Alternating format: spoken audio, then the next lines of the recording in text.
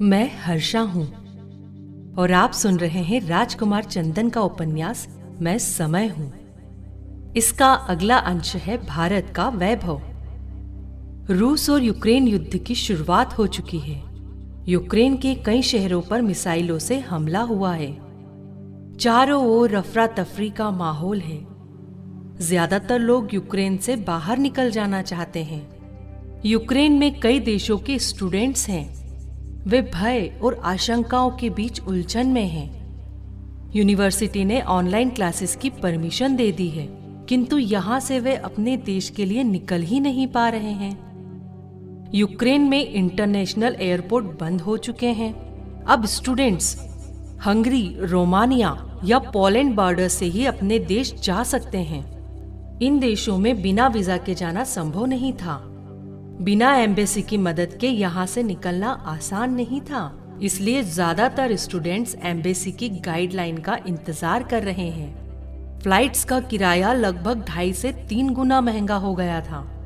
Hostel के सभी students परेशान हैं। उन्हें आगे का रास्ता दिखाई नहीं दे रहा है। यही सब सोचकर हिमानी चिंतित है। ऐसी परिस्थितियों में आगे क्या करना है? इन्हीं प्रश्नों के हल ढूंढने के लिए हिमानी ने शाम 7 बजे एक मीटिंग रखी है। हिमानी उसी तैयारी में लगी हुई है। 7 बजने को है।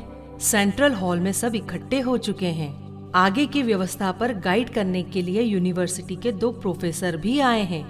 उन्होंने यूनिवर्सिटी की ओर से जरूरी सुझाव दिए। आगे के लिए पढ़ाई की व्यवस्था किस प्रकार और कैसी होगी, इस पर छात्रों को निर्देश दिए। उसके बाद छात्रों की प्रॉब्लम सुनने और समझने का क्रम शुरू हुआ। अलग अलग देशों के छात्रों ने अपनी प्रॉब्लम्स रखी। लगभग सभी का मत एक था कि हमारा आगे क्या होगा। अब हिमानी के बोलने का नंबर था। वह माइक्रोफोन के सामने आई और बोली, यहाँ पर सभी छात्रों ने अपनी जायज समस्याएं रखी। मैं उनका समर्थन करती हूँ। डियर फ्रेंड्स, ये सभी स्टूडेंट्स की कॉमन प्रॉब्लम है, जिनसे हम सब परेशान भी हैं। हमारा आज कंफ्यूजन से भरा है।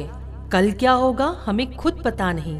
यह समस्या केवल इस हॉस्टल के स्टूडेंट्स या यूक्रेन की ही नहीं है, बल्कि पूरे विश्व की यूथ जनरेशन की है, उनके करियर की है। आज यहाँ युद्ध हो रहा है, कल कहीं और हो रहा होगा। बस देशों के नाम और प्लेस बदल जाएंगे। युद्ध कभी बंद नहीं होते हैं। इसका सबसे ज्यादा दंड निर्दोषों को भुगतना पड़ता है। क्या यूथ जनरेशन के भाग्य में केवल भटकाव ही आएगा? उन्हें शांति से जीने का कोई हक नहीं है क्या? पूरा वर्ल्ड युद्ध की तरफ ही बढ़ता जा रहा है। तो फिर हम सबका क्या? क्या हम ऐसे ही भटकते रहेंगे? विश्व का जहाज डूबने को है और सभी अपने अपने केबिन बचाने में लगे हैं। सोचो, क्या ऐसे में जहाज बच सकता है? 21वीं सदी का आदमी यदि शांति और समझ से जीने की स्थायी तरीके नहीं खोज सकता, तो फिर उसकी बुद्धि पर तरस आता है। युद्ध तो आदमी के दिमाग में दिन रात चल रहा है। इसे शांत करने की जरूरत है। हर देश हथियार जुटाने में लगे हैं। सब महाशक्ति बनने पर आमादा हैं। तो विश्व का क्या होगा? हिमानी बोल रही थी, तभी एक लड़के ने हाथ उठाकर कुछ कहना चाहा। ये एक चाइनीज स्टूडेंट था। इसका नाम था वांग शी।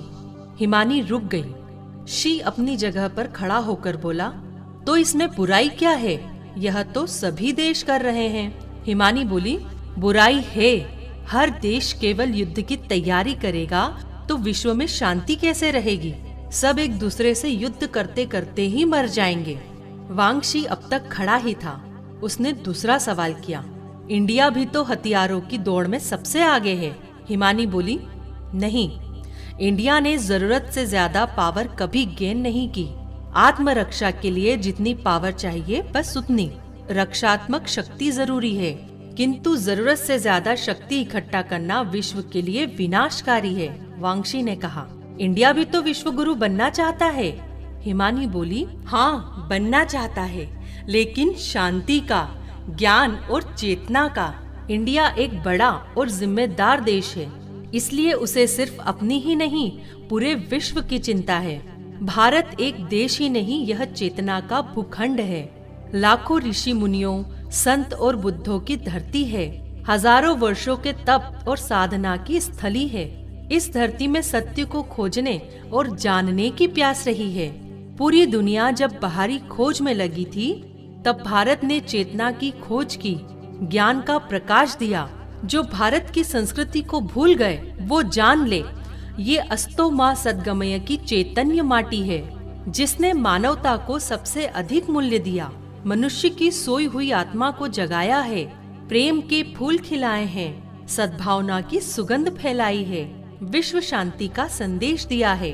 भारत विश्व के इस अंधेरे को नष्ट कर सकता है। वर्तमान विश्व में जब अशांति की लपटें उठ रही हैं, उसमें भारत शांति दूत बनकर आग को बुझा सकता है। भारत ने शांति की खोज की है, मनुष्य जीवन की चेतना को ऊंचा उठाने की खोज, जैसे वसुदेव कुटुंबकम यानी the world is our family. इसने हमेशा विश्व शांति का रास्ता दिखाया है। यह सब सुनकर वांगशी भावुक हो गया। उसने हाथ ऊपर उठाकर नारा लगाया, the world is our family. Hall में सबने एक साथ कहा, the world is our family. पूरा सेंट्रल हॉल फिर तालियों की गड़गड़ाहट से गूंज उठा। हॉल में कई देशों के स्टूडेंट्स थे। ऐसा लगा जैसे पूरे विश्व में आशा की किरण का उदय हुआ हो।